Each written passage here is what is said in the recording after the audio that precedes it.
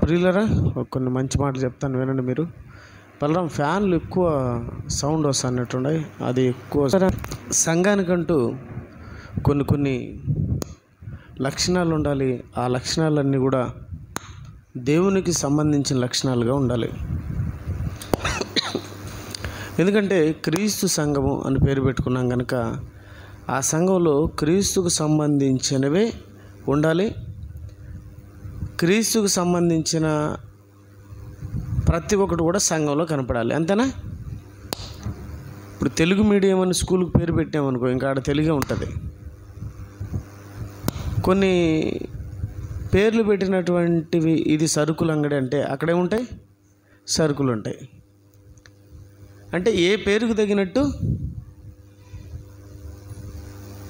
ఆ పేరున్న దాంట్లో అవి మాత్రమే ఉంటాయి. ఇది మీకు అర్థమైతే క్రీస్తు సంఘము అనగా ఆ సంఘంలో ఏముండాలా? క్రీస్తుకు సంబంధించినవి ఉండాలి. అంతేనా?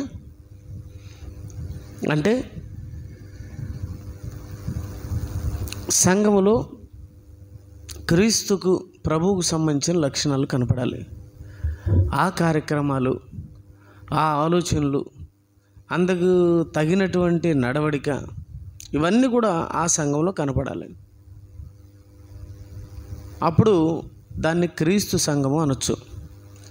పేరు పెట్టుకున్న ప్రతి ఒక్క సంఘము క్రీస్తు సంఘము కాలేదు. పేరు పెట్టుకున్న ప్రతి ఒక్కడు క్రైస్తవుడు కాలేడు. క్రీస్తుకు తగ్గట్టు, అంతే కదా, ఉంటేనే. అనగా క్రైస్తవుడు అంటే అర్థం ఏంటి? క్రీస్తును కలిగినవాడు అని అర్థం. క్రీస్తును కలిగినవాడు అని అర్థం. మరి క్రీస్తుకు కలిగినవాడు క్రీస్తులో ఉండాలి కదా. అలా ఉండకుండా క్రీస్తుకు భిన్నంగా ఉంటే అది క్రీస్తు సంఘం ఎలా అవుతుందో చెప్పండి. అందుకే తండ్రి గారు, నాయనా, సంఘం అని క్రీస్తు సంఘం అని పేరు పెట్టుకుంటే సరిపోదు, ఆ సంఘానికి తగినట్టుగా మనం ఉండాలి అంటున్నాడు. అంటే ఆశ ఉండాలా? ఏముండకూడదు? దురాశ ఉండకూడదు. నీతి ఉండాలా? దుర్నీతి ఉండకూడదు. అర్థమవుతుందా? ఎంతవరకు ఉండాలనో అంతవరకే ఉండాలా. కావాలని సంపాదన కోసం సంకలో బైబిల్ పెట్టుకొని వెళ్ళడం ఏంటండి? సంపాదన కోసం కాదు సంకలో బైబిల్ పెట్టుకోవాల్సింది. దేనికోసం పెట్టుకోవాలో తెలుసా? బైబిలు సంపాదన కోసం. ఏ సంపాదన కోసం? 2 సంపాదనలు ఉన్నాయి. లోక సంపాదన ఉంది, ఆత్మ సంపాదన ఉంది. ఆస్తుల సంపాదన ఉంది, ఆత్మల సంపాదన ఉంది. ఏ సంపాదన కావాలా? ఏ సంపాదన నిమిత్తం మనం ఈ లోకానికి వచ్చాము? యేసుక్రీస్తు వారు ఏమి సంపాదించుకునేదానికి ఈ లోకానికి వచ్చాడో అదే మనం కూడా సంపాదించుకోవాలి. ఎందుకంటే క్రైస్తవుడు అని పేరు పెట్టుకున్నాం కదా. ఇంకా మీరెవరండి? మేము క్రిస్టియన్స్ అండి, మేము క్రైస్తవులం అండి. అయితే క్రీస్తు ఏం సంపాదించాడండి? మనల్ని సంపాదించండి. అయితే మీరేం సంపాదిస్తున్నాడండి? మేము డబ్బు సంపాదిస్తున్నామండి, మేము ఆస్తులు సంపాదిస్తున్నామండి, మేము అంతస్తులు సంపాదిస్తున్నామండి. పరలోకంలో ఎంత సంపాదించినామనైనా ఆస్తి, ఎన్ని ఎకరాలు భూమి సంపాదించుకొచ్చేవనైనా, ఎన్ని మేడలు కట్టినవనైనా, ఎంత మిద్దెలు కట్టినవనైనా అని అడుగుతాడా? ఏమడుగుతాడు? ఎన్ని ఆత్మలు సంపాదించావనైనా అని అడుగుతాడు. ఎన్ని ఆస్తులు సంపాదించినావనైనా అని అడగడు. ఆత్మల సంపాదన కోసం ఇక్కడికి వచ్చాము. ఏమండి, నిజమేనా నేను చెప్పే మాటలు? ఏమన్నా పొరపాటు ఏమన్నా ఉన్నాయా? క్రీస్తు సంఘం కనుక, ఒరిజినల్ సంఘం కనుక ఒరిజినల్ మాటలు ఉంటాయి. కొంచెం కూడా డూప్ ఉండదు. విత్ రెఫరెన్స్ ఏముంటుంది? మీకు ప్రతి ఒక్క దానికి ఎవిడెన్స్ చూపిస్తాను నేను. సాక్ష్యం మనకు బైబిలే. ఎంతవరకు ఉండాలంటే లోకంలో తినడానికి, వండడానికి, కట్టుకోవడానికి చాలు. అంతేనా? అంతకుమించి ఎందుకండి? అంతకుమించి ఏదైనా చేసిపోయామనుకో, మన తర్వాత మన తరం, మన పిల్లలు కొట్టుకొని చేస్తూ ఉంటారు. తెలుసా మీకు? ఈరోజు ఆస్తుల కోసం పిల్లలు అమ్మా నాయన బాగా సంపాదించి వెళ్ళిపోయింటారు, అమ్మా నాయన సంపాదించి వెళ్ళిపోయింటారు, కానీ వాళ్ళు మాత్రం ఆస్తుల కోసం ఏమండి కుక్కలు కాట్లాడుకున్నట్టు కాట్లాడుకుంటారు. చూడండి, కోర్టులలో ఎవరివో తెలుసా కేసులన్నీ? కోర్టులలో కేసులు ఎవరివో తెలుసా? దేవుని పిల్లలారా, అన్నదమ్ములు, అక్కజిల్లెళ్ళు, ఒకటే కుటుంబం వాళ్ళు ఆస్తుల కోసం కోర్టులు ఎక్కారు. లేదంటారా? చెప్పండి, ఎంతమందిని చూపించమంటారు తెలుసా? ఆస్తుల కోసం కోర్టులలో ఉండారండి, కోర్టులలో కొట్టుకుంటున్నారు. మొన్నైతే జడ్జి నోర్మైండ్ అని గట్టిగా అరుస్తున్నారు. మీరు బయట చేసుకోండి, బయట అరుచుకోండి, కోర్టులో ఏంటి? తేరా అమ్మ చచ్చిపెట్టేప్పుడు ఏం చెప్పిందిరా కూతురు? నాకు ఆ 2 ఎకరాలు ఇమ్మని చెప్పలేదు నీకు? ఎప్పుడు చెప్పిందే? నాకు చెప్పలేదని ఈడు నోర్మైండ్ అన్నాడు జడ్జి. మీకు అర్థమవుతుంది నేను చెప్పే మాటలు? కొట్టుకోవడమే, తిట్టుకోవడమే, కోర్టులో చెప్పుతో కొట్టుకుంటున్నారు ఆ గేట్ కాడ. ఆలోచించానండి, ఏంటండి ఈ పరిస్థితులు? ఆస్తి ఇచ్చిపోవాలా? తల్లిదండ్రులు ఆస్తులు ఇవ్వాలి, పిల్లలకి ఇవ్వద్దనడం లేదు నన్ను. ఏ ఆస్తులు ఇవ్వాలో తెలుసా? వాక్యమనే ఆస్తిని ఇవ్వాలండి, వాక్యమనే ఆస్తిని ఇవ్వాలండి. అదే అండి వాళ్ళని కాపాడేది. రేపు మనం ఈ లోకాన్ని వదిలితే అదే అండి మనల్ని కాపాడేది. మీ ఆత్మలను రక్షించుటకు శక్తిగల వాక్యం. మనం ఈ లోకాన్ని వదులుతామండి. మనం మనం మనం మనం మనం అంటే ఆత్మ. శరీరం వేరు, ఆత్మ వేరు. శరీరం వేరు, ఆత్మ వేరు. శరీరం వేరు, ఆత్మ వేరు.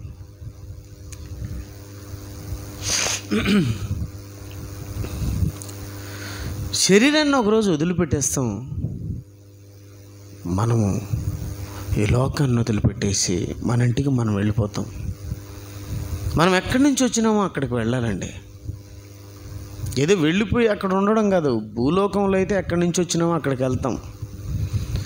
కానీ పరలోకం నుంచి వచ్చాం, కానీ పరలోకం వెళ్తామంటే వెళ్ళమండి. దేవుని అధికారం కిందికి వెళ్తామండి. చేసిన క్రియలను బట్టి మానవులకు తీర్పు ఉంటుంది, చేసిన పనిని బట్టి తీర్పు ఉంటుంది. వారి వారి క్రియలు చొప్పున వారికి తీర్పు.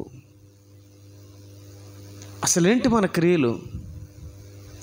అసలేంటి మన కార్యక్రమాలు? యేసుక్రీస్తు వారు కార్యక్రమాలను చేయడానికి వచ్చామండి. అలాంటి క్రీస్తు కార్యక్రమాలను పక్కన పెట్టి మన కార్యక్రమాల్లో మనం నిమగ్నం అవ్వడం వల్లనే ఫిలిప్పీయులకు రాసిన పత్రికలో 2:21 అంటాడు. ఏమంటాడంటే, అందరూ సొంత కార్యములనే చూచుకొనుచున్నారు కానీ యేసుక్రీస్తు వారి కార్యములను చూడరు అంటాడు. అంటే ఎవరి కార్యక్రమాలను చూడడానికి ఈ లోకానికి వచ్చాం? ఎవరి కార్యక్రమాలను చేయడానికి వచ్చాం?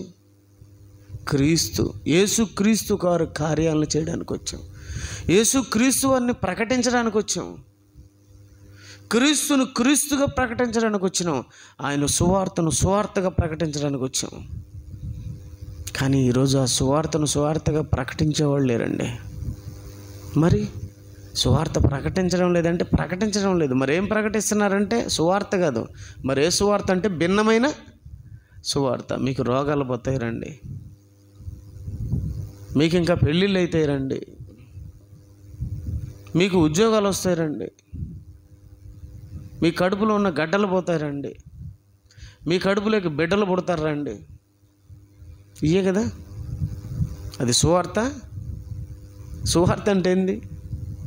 యేసుక్రీస్తు వారు మన పాపముల నిమిత్తం చనిపోయాను, సమాధి చేయబడిను, తిరిగి 3వ దినం లేపబడ్డాడు. ఎందుకు లేపబట్టాడంటే ఆయనలో బ్రతికితే మనల్ని కూడా యేసుక్రీస్తు వారి ద్వారా దేవుడు తిరిగి మరలా బ్రతికిస్తాడు. యేసులో బ్రతికితే మరలా నీకు ఒక బ్రతుకు, మరలా నీకు ఒక జీవితం అని మనం నేర్చుకుంటూ, మనం ఇతరులకు తెలియజేస్తూ, మన పిల్లలకు నేర్పిస్తూ బ్రతుకుతూ ఉండాలి. ఈ పనిలో ఉండాలండి. ఈరోజు ఈ పనిలో లేకపోవడం వల్ల తల్లిదండ్రులు చెడిపోయారు, పిల్లలు చెడిపోయారు, సమాజం చెడిపోయింది. సాతాను దొరికినట్టు మింగేసాడండి. Black hole మింగేస్తుంది. ఆకాశంలో బ్లాక్ హోల్ ఉంటుంది.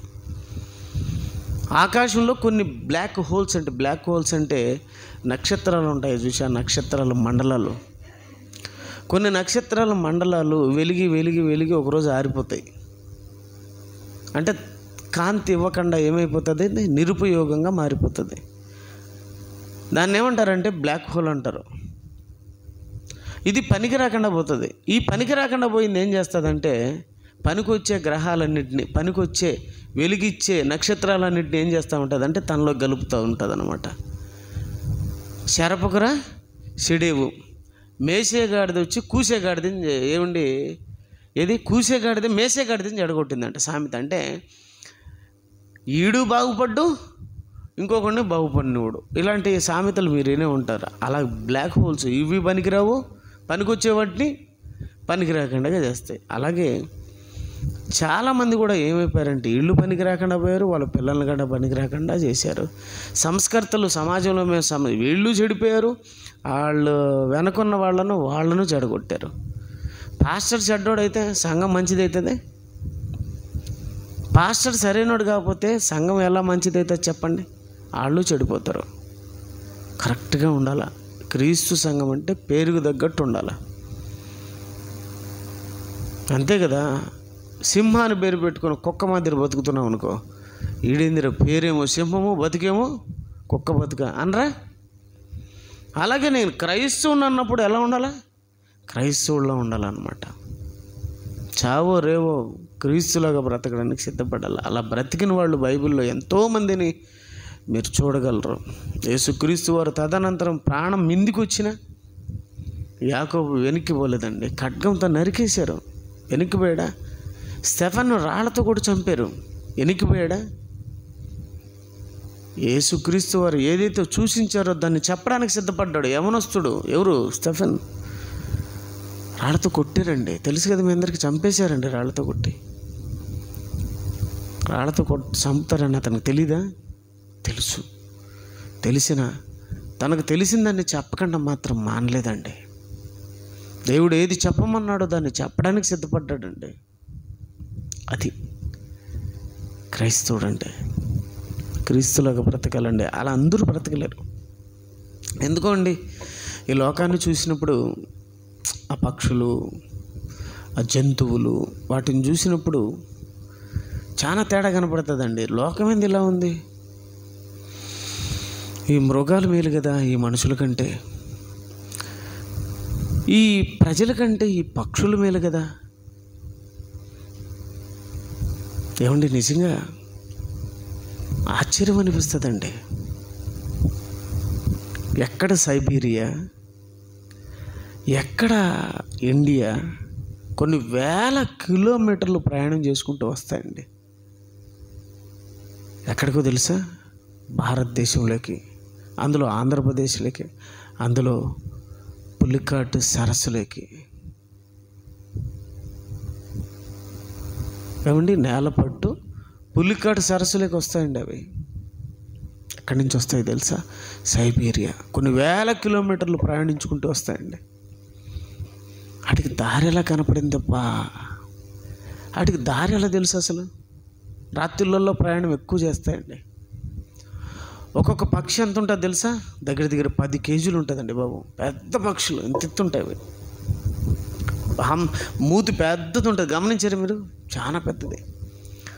కానీ ఈ సరస్సు దగ్గరికి వచ్చేతలకే 10 కేజీల పక్షి ఏమండి 2 కేజీలు 3 కేజీలకు వస్తుందండి. ఎందుకంటే ఎప్పుడు ఎగురుతూనే ఉంటుందండి. సైబీరియా నుంచి బయలుదేరేటప్పుడు ఒక 10, 20, 30 పక్షులుగా బయలుదేరుతాయండి. ఆకాశంలోంచి కిందికి దిగవండి. ఎక్కడికి రావాలో అక్కడికి వచ్చేంత వరకు ఎగురుతూనే ఎగురుతూనే ఎగురుతూనే ఎగురుతూనే ఉంటాయండి. కొన్ని వేల కిలోమీటర్లు. పొద్దున్నే సిఎంసికి పోతాను నేను, రాయవేలూరుకి అమ్మను పిలుచుకొని. అక్కడక్కడ ఆగిపోతానండి అలసట వచ్చి. కొన్ని వేల కిలోమీటర్లు, నేను 250 కిలోమీటర్లకు 3-4 చోట్ల ఆగితే కొన్ని వేల కిలోమీటర్లకు ఎన్ని చోట్ల ఆగాలి అవి? మరలా నేను కారులో ఏసీ వేసుకొని, అవి కారులో ఏమన్నా పోతున్నాయా? ఎంత కష్టపడాలండి అవి. వాటికి ఎలా దారి తెలిసింది? కొన్ని వేల కిలోమీటర్లు, కొన్ని కిలోమీటర్లు పోవాలంటేనే ఎట్లా పోవాలి అని అడుగుతూ పోతాం. కానీ ఎవరన్నా అడిగే ఏం విజయన్న అని వచ్చి మీ ఇంటి మీద వాలి విజయన్న అని కాలింగ్ బిల్లు కొట్టగానే నువ్వు బయటికి రాగానే మాణిక్యమ్మ అని కాలింగ్ బిల్లు పెట్టి నేను పెట్టినాను. ధనమ్మ కాలింగ్ పెట్టి, అమ్మ పలానా చోటుకి పోవాలమ్మా, నేల పట్టు పులికాడు సరస్సులోకి వెళ్ళాలి, ఎలా వెళ్ళాలమ్మా ధనలక్ష్మి గారు అనగానే మా భార్య పక్కన అంగడి తెలియదు నాకు, నువ్వేందో ఆడుకుంటున్నావు విజయన్న అడిగి నన్ను అడిగిన రుచి అంతేనా? మాణిక్యమ్మ అందరం పక్షులంతా కూర్చొని ప్రార్థన చేసుకున్నాం. మనం అందరం కలిసి కూర్చొని ప్రార్థన చేసుకున్నాం. దేవుడే మనల్ని నడిపిస్తాడు. అంతేనా? వాడు బలరాం గడికి వచ్చినాయి.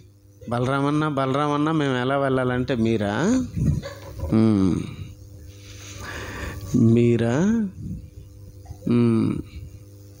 వాటికి మెంటలు వస్తుంది వాడు చెప్పేంతవరకు వినడానికి. మీరా అంటానే ఉంటాడు అన్నమాట. అర్థమైంది మీకు? అంటే వాడు చెప్పలేడు అనమాట. చెప్పలేక ఏం చేస్తూ ఉంటాడు? ఓకే, పరిస్థితి చెప్పండి. అంటే మనకి ఎవరికైనా తెలుసా? కొన్ని 200-300 కిలోమీటర్ల తర్వాత ఏముందో తెలియదు మనకు. కొన్ని వేల కిలోమీటర్లు ఎలా తెలుసుకొని వచ్చేయండి అవి? ఎలా తెలుసుకొని వచ్చి, అసలు ఏ విధంగా తెలుసుకొని వచ్చి?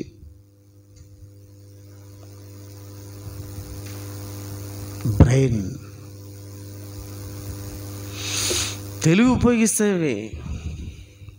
నక్షత్రాల ద్వారా పక్షుల దారిని తెలుసుకుంటాయి. వేటి ద్వారా? నక్షత్రాల ద్వారా వాటి మెదడులో ఉన్నటువంటి తెలివితేటలను దేవుడు కొన్ని పెట్టే ఉంటాడు. ఇది పెట్టలేదు అనడానికి లేదు. అన్నీ పెట్టాడు, అన్ని తెలివితేటలు పెట్టాడు, అన్ని అంగులు అన్ని పొంగులు పెట్టాడు. మనమే వాటిని సరిగ్గా ఉపయోగించం, కానీ పక్షులు ఉపయోగిస్తాయి. నక్షత్రాలను బట్టి ఆలోచిస్తాయండి అవి. నక్షత్రాలు దారి చూపిస్తాయండి వాటికి. మరి నక్షత్రాలు దారి చూపించే సంగతి వాటికి తెలుసు. ఎలా తెలుసు? తన తలకాయ ఎంత మన తలకాయ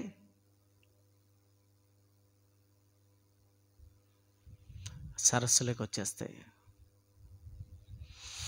సరస్సులో నీళ్లు ఉన్నంత వరకు ఉంటాయి.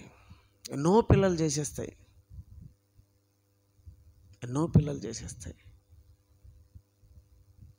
ఏమండి? వీటి గురించి ఒక మాట రాశాడండి ఇర్మియా గ్రంథం. ముగిస్తాను, ఇక వెళ్ళిపోదాం అనుకున్నాను. ఎందుకో నా మనస్సు పరిశుద్ధాత్మ దేవుని ద్వారా రేపబడి ఆయన పిల్లలకు వాక్యం చెప్పరా అని చెప్పాడు. అందుకే నిలబడ్డాను. ఓకే, ఇర్మియా గ్రంథం 8వ అధ్యాయం 7వ వచనం చదవండి. ఇర్మియా గ్రంథం పేజ్ నెంబర్ 634. ఇర్మియా గ్రంథం 8వ అధ్యాయం 7వ వచనం. ఆకాశములకు ఎగురు సంకుబుడి కొంగైనను తన కాలము నెరుగును. తెల్ల గువ్వయు మంగళకత్తి పెట్టయు ఓదే కొరకు తమకు రావలసిన కాలమును ఎరుగును. అయితే నా ప్రజలు యెహోవా న్యాయ విధిని అంటే వీడికి తెలుసంట, కాలాలను బట్టి వెళ్ళడం వీటికి తెలుసంట. అక్కడ నీళ్ళు అయిపోతాయనే తెలుసుకుని ఇక్కడికి నీళ్ళు వచ్చి ఉంటాయని తెలుసుకునింది. అంటే కాలం తెలుసుకునింది. భారతదేశంలో కాలం ఏంటి, సైబీరియాలో కాలం ఏంటి, అమెరికాలో కాలం ఏంటి. అంటే కాలాలు మారుతూ ఉంటాయి కదా. ఇక్కడ వర్షాకాలం అయితే అక్కడ ఎండాకాలం. ఏమంటే అక్కడ గాలికాలం అయితే ఇక్కడ రకరకాల కాలాలు ఉంటాయి. రకరకాల కాలాలు అంటే ఒక్కొక్క రాష్ట్రంలో ఒక్కొక్క దేశంలో కాలాలు మారుతూ ఉంటాయి అన్నమాట. ఇక్కడ రాత్రి కాలం అయితే అక్కడ పగటి కాలం, అంతేనా? అమెరికాలో పగలైతే ఇక్కడ రాత్రి, ఇక్కడ రాత్రి అయితే అక్కడ పగలు. కాలం మారిపోతూ ఉంటుంది. మనకు ఎండలు దంచి కొడుతున్నాయి. ఆ టైంలో చాలా చోట్ల ఏమంటే బ్రెజిల్లో వర్షాలతో దేశం అంతా ముంచెత్తిందంట. అదేంటి, మనకు వర్షాలు లేక అల్లాడుతున్నాం, అక్కడ చూస్తే వర్షాలు. మనకు మరలా వర్షాలు వచ్చినప్పుడు అక్కడ ఎండల కాలం, ఇక్కడ వర్షాకాలం. అంటే ఎక్కడ ఏ కాలాలో ఎవరు తెలుసుకుంటారు? పక్షులు తెలుసుకొని అక్కడికి నీళ్ళు వచ్చి ఉంటాయని ఆలోచన చేసి కరెక్ట్గా నీళ్ళు వచ్చి ఉంటాయని తెలుసుకొని వచ్చేస్తాయండి. వచ్చిన తర్వాత ఎన్నో పిల్లలు చేసుకుంటాయి. వీళ్ళ నీళ్ళు అయిపోయే లోపల కొంత ఆహారం ఉంటుంది కదా, నీళ్ళల్లో చేపలు ఉంటాయి కదా. నీళ్ళు అయిపోయే కొద్దీ చేపలన్నీ ఏమైపోతాయి? అయిపోతూ వస్తాయి అన్నమాట. ఆహారం అయిపోతుందని తెలుసుకుంటాయి. తిరిగి మరలా ఎక్కడి నుంచి వచ్చి అక్కడికి వెళ్ళిపోయేదానికి సిద్ధపడతాయి. అప్పుడు వాటి పిల్లలకి తెలియదు కదా, ఎక్కడి నుంచి వచ్చాయనే సంగతి వాటి పిల్లలకి తెలీదు. అప్పుడు పిల్లల్ని తీసుకొని బయలుదేరుతూ ఉంటాయి. తల్లి పక్షి, తండ్రి పక్షి, అన్ని పక్షులు బయలుదేరుతూ ఉంటాయి. నాకు ఒక ఆలోచన వచ్చింది, జస్ట్ మీకు అర్థం కావడానికి చెప్తాను. అప్పుడు పక్షులు అడుగుతాయి, అమ్మా ఇక్కడ బాగుంది కదా, కొంత ఆహారం ఉంది, ఇంకా నీళ్ళు ఉన్నాయి, మనం ఎందుకమ్మా వెళ్ళిపోవాలి, ఇక్కడే ఉండొచ్చు కదా అన్నప్పుడు ఆ పక్షులు అంటాయి, నాయనా మనం ఎక్కడి నుంచి వచ్చామో అక్కడికి వెళ్ళిపోవాలి. మన ఊరు, మన దేశం ఇక్కడ లేదు నాయనా, మన దేశం సైబీరియా, అంతేనా? మన దేశం సైబీరియా, మనం అక్కడికి వెళ్ళిపోవాలి అని మరలా తన దేశంలో నీళ్ళు వచ్చి ఉంటాయని తెలుసుకొని, తమ సరస్సుల్లో చేపలు ఆహారం ఉన్నదని తెలుసుకొని అందరితో పాటు వెళ్ళిపోతాయండి. పిల్లలు, తల్లులు అన్నీ వెళ్ళిపోతాయి. అంటే తమ పిల్లలను తమతోనే ఉంచుకుంటాయి అన్నమాట. తమ పిల్లలను తమతోనే ఉంచుకుంటాయి. తమ పిల్లలను తమతోనే ఉంచుకుంటాయి. ఎందుకు విడిచిపెట్టవు? దేనికి విడిచిపెట్టవు? ఒక కోడి తన బిడ్డను విడిచిపెట్టదు. ఎందుకు? ఎంటాడే ఎంట ఉంటుంది కదా, ఎంటం అంటాం మేము, ఎంటవులు అంటాం, ముంగీసులు, ఎంటవులు, వేటాడే గద్ద, ఎన్ని ఉంటాయి. జస్ట్ వదిలిపెడితే ఎత్తుకొని వెళ్ళిపోతాయి. ఏమండి, గద్దలు ఉన్నట్టు, ఎంట ఉన్నట్టు ఏటాడే ఒక సైతాన్గాడు మన పిల్లల్ని కూడా ఎత్తుకొని పోయేదానికి ఎప్పుడు ఉన్నాడు కదా మరి రెడీగా. ఆ సంగతి మనకు తెలుసా? వదిలేసి వెళ్ళిపోతాం. ఎవరు వచ్చి ఎత్తుకొని వెళ్ళిపోతారు?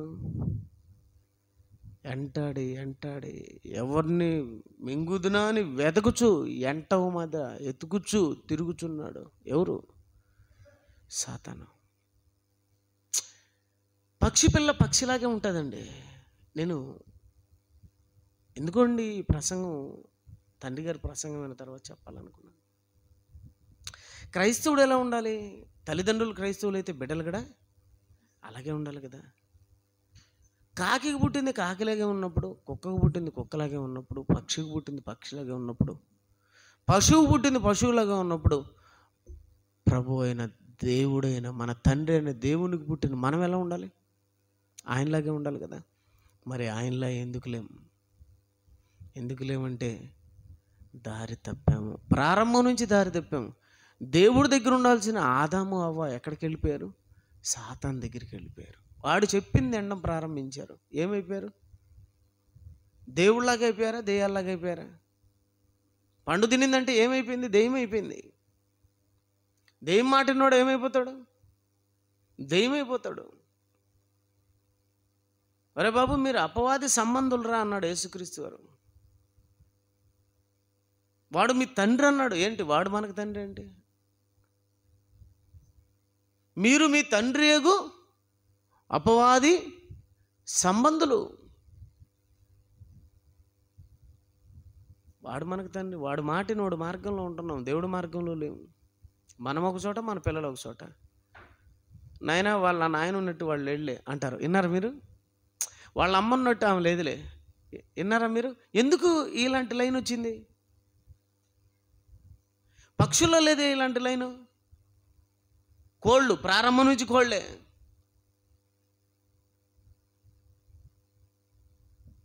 వాడా కొడుక, నాయన వాడు కొరువిరా. ఇదేమిటిది? కొడుక కొరువే. కుక్కకు పుట్టిందండి కొరువు అంటామా? కుక్క అంటాం. పక్షికి పుట్టిందని పక్షి అంటాం. పశువుకు పుట్టిందని పశువే. మరి ప్రభువు పుట్టినాడు, ప్రభువు అనమనం చూద్దాం. దేవుడికి పుట్టినాడు, దేవుడు అని చూద్దాం. దయ్యంరా బాబు వీడు. మొనైనా వాడుతూ మా దయ్యంరా బాబుడు, మా కొరివిరావుడు, వాళ్ళ నాన్న మంచోడు రా బాబు, వీడు మంచోడు కాదు. విన్నారా ఈ మాట? అదేంటి నాన్న మంచోడు అంటే కొడుకు చెడ్డోడింది? నాన్న మంచోడే. ఎప్పుడు మంచోడు? కొడుకును కూడా తనలా తయారు చేసుకుంటే ఎప్పుడు మంచోడు. అప్పుడప్పుడు బాధపడతానండి కొన్ని విషయాల్లో. నేను నా పిల్లల్ని కొద్ది కాలం వదిలేయాల్సిన పరిస్థితి వచ్చింది నాకు, పనులను బట్టి, వాటిని బట్టి, ఇటు బట్టి. ఈ టైంకే నా పిల్లలను సేవకులుగా మార్చి ఉండాలి, ఇప్పటికే వాక్యం చెప్పే స్థాయిలో ఉండాలి. లేట్ అయింది కొంచెం. అంటే నేను మధ్యలో ప్రభుని నమ్ముకున్నాను కదా, అందువల్ల లేట్ అయింది. ముందుగా నమ్ముకుంటే ఎంత బాగుండో అనిపించింది నాకు. వదిలిపెడితే అయిపోయండి. క్రైస్తవుడు అనగా క్రీస్తుకు సంబంధించిన వాడు క్రీస్తులోనే ఉండాలి. ఎప్పుడైతే మనం అలాగుంటామో, మనం ఎప్పుడైతే అలాగ బ్రతుకుతుంటామో, దేవుని పిల్లలరా, మన పిల్లలు కూడా అలాగే బ్రతుకుతూ ఉంటారు. దారి తప్పామో వాళ్ళు దారి తప్పుతారు. నీవు చేసినట్టే నీకు నువ్వు చేయబడును, నీవు చేసినదే నేను ఎత్తికి ముందుకు వచ్చును. ఏ చెట్టు కాకాయ. కాబట్టి క్రీస్తు సంఘం ఎలా ఉండాలి? చక్కగా ఉండాలి. ఒకవేళ లేకపోయిందనుకో, నేను చెడిపోయినాను అనుకో, నా పిల్లలు చెడిపోతారు, సంఘం అంతా చెడిపోతుంది. పాస్టర్ చెడిపోయినాడు అనుకో, ఏమైపోతుంది? సంఘం అంతా పాడైపోతుంది. ఈరోజు సంఘాలు అనే వాటిల్లో క్రీస్తు సంఘాలను పేరు పెట్టుకున్నారు. రెహబోతని పెట్టుకున్నాడు. ఆంబోతులు ఉన్నట్టు ఉంటాడు ఒక్కొక్కడు. తెలుసా మీకు? రెహబోతు సంఘం అంటాడు. రెహబోతులు ఉన్నారా? మేకపోతులు ఉన్నారా? ఆంబోతులు ఉన్నారు. ఎవరున్నారు? బేతేలు అని పేరు పెట్టుకుంటారు. అంతా బేతాళులు. కొట్టుకోవడం, తిట్టుకోవడం, నరుక్కోవడం. ఆ మంచిది కదండి, ఈ మంచిది కదండి, వాడు మంచిగా, వీడు మంచిది కానీ. బాబు, క్రీస్తుకు దీనికి చాలా తేడా ఉంది. అసలు యేసుక్రీస్తు వారాడా? ఆయన ప్రేమేడా? మనమేడా? ప్రేమలే. దేవుడు ప్రేమ అయి ఉన్నాడు. దేవుడు ఎవరండి? దేవుడు అంటే ఎవరు తెలుసా? ప్రేమ అనే ట్యాగ్ తగిలించాలి. దేవుడు అంటే ప్రేమ. ఈ సృష్టి అంతటిని దేవుడు ప్రేమతో కలిగించాడు. దేవుడు లోకమును ఎంతో ప్రేమించును. ఎంతో అంటే ఎంత ప్రేమించాడు చెప్పు? నిన్ను నన్ను చెప్పలేనంత. మనం ఎందుకండి ఇతరులను కొంచెమన్నా ప్రేమించలేమే? పొరపాటు చేసినారు, తెలుసో తెలియక చేసినారు, క్షమించవచ్చు కదా. ఎక్కడ చూసిన గొడవలు, ఎక్కడ చూసిన కొట్లాట్లు. ఒకడంటే ఒకడికి సరిపోదు. నేను చెప్పేది హైందవుల గురించి, ముస్లిమ్స్ గురించి నేను మాట్లాడాలి, నాకు అవసరం లేదే. నా సమాజం కోసం మాట్లాడుతున్నాను. క్రీస్తు సంఘం అని పేరు పెట్టుకున్నావు కదా, మరి క్రీస్తులాగా లేవెందుకు? క్రైస్తవుడు అని పేరు పెట్టుకున్నావు కదా, మరి క్రైస్తవులాగా ఎందుకు లేవు? ఈరోజు సంఘాల్లో గొడవలు. ముద్దనూరులో మర్డర్ జరిగింది సంఘంలో, డబ్బుల కోసం,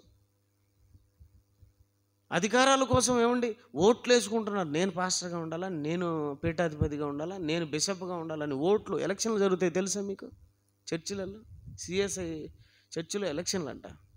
ఎందుకు ఎలక్షన్లు?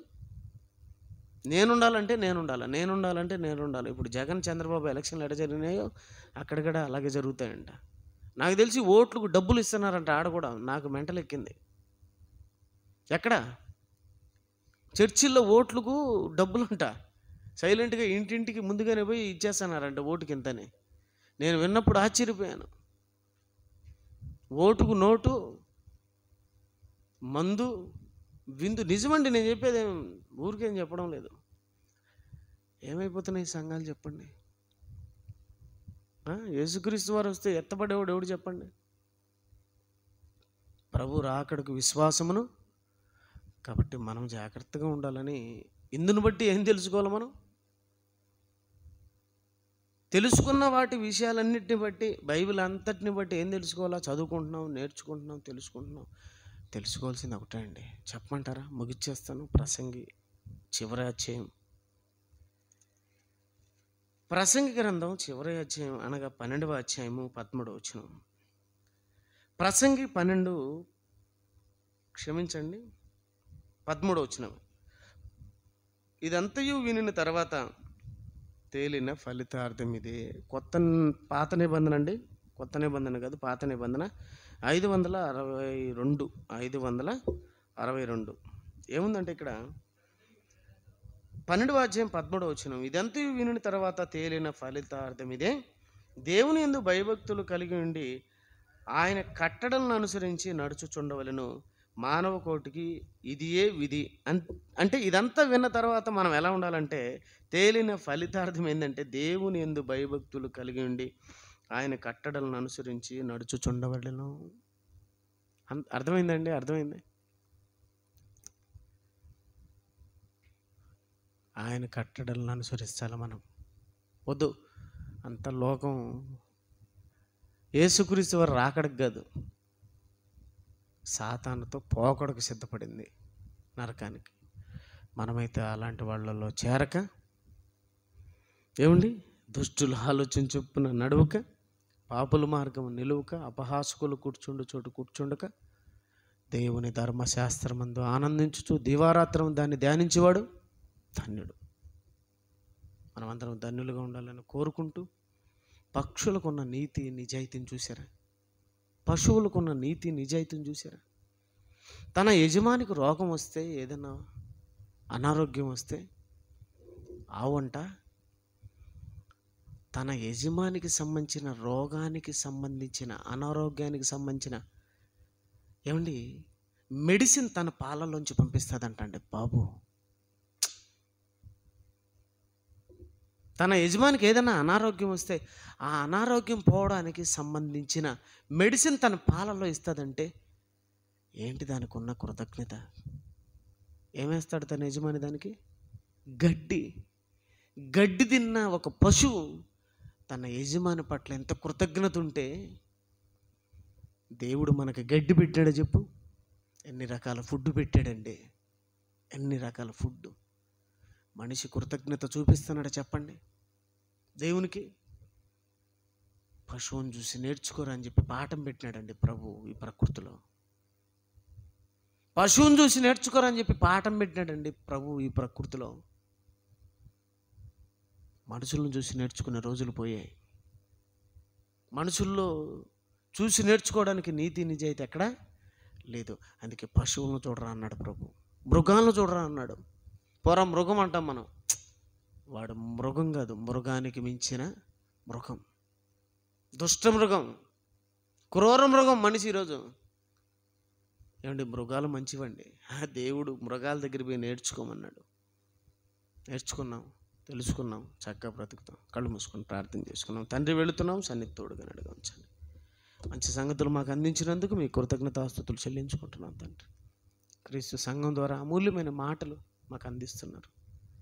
సంఘం ద్వారా నానా విధమైన జ్ఞానం మాకు అందిస్తున్నారు. మీ పాదాలకు వందనాలు తెలియజేసుకుంటూ వెళుతున్న మాతోనూ మీ పిల్లలతోనూ ఉండమని వేడుకుంటూ కోరుకుంటూ, ఈ గ్రామాన్ని ఇదిగో తండ్రి నీ వాక్యం ద్వారా దీవించమని, మీ చిత్తమైతే అందరూ వాక్యాన్ని తెలుసుకొని చక్కగా బ్రతికి భాగ్యాన్ని ప్రసాదించమని యేసుక్రీస్తు వారి శ్రేష్టమైన నామములో ప్రార్థన అడుగుచున్నాము తండ్రి. ఆమేన్. అందరికి వందనాలండి. సెలవు.